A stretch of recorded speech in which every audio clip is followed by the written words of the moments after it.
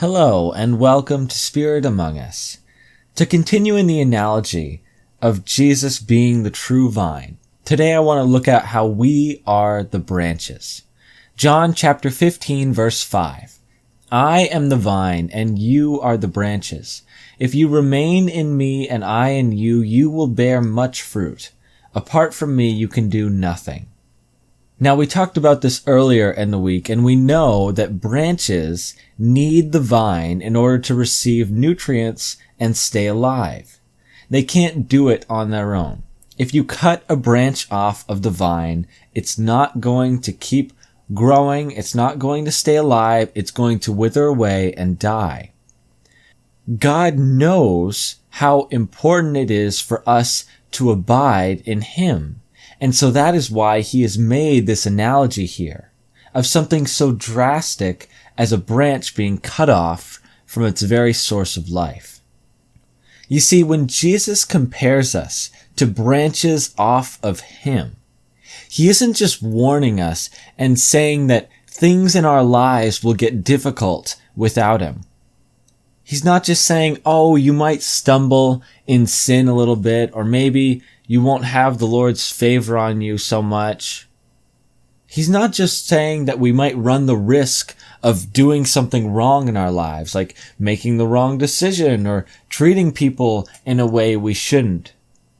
No, what Jesus is saying by comparing us to the branches is something much more drastic. When a branch is cut off from the vine, it doesn't just slow down its growth. It doesn't just slow down its production of fruit. When a branch is cut off from the vine, it dies. And this is why He compares us to branches. Jesus is our lifeline. He is our very source of life. And if we are cut off from Him, if we don't abide in Him and press into Him, the growth stops. Our spiritual growth, our growth in our lives, the fruit that we express doesn't just slow down, it stops when we stop abiding in Jesus. Because the vine is the lifeline to the branches.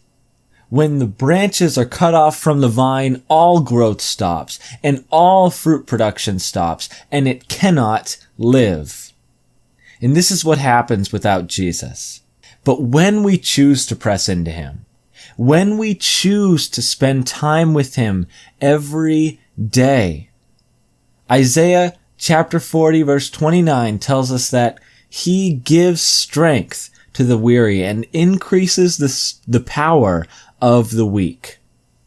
Now, we really need God to give us strength for each and every day.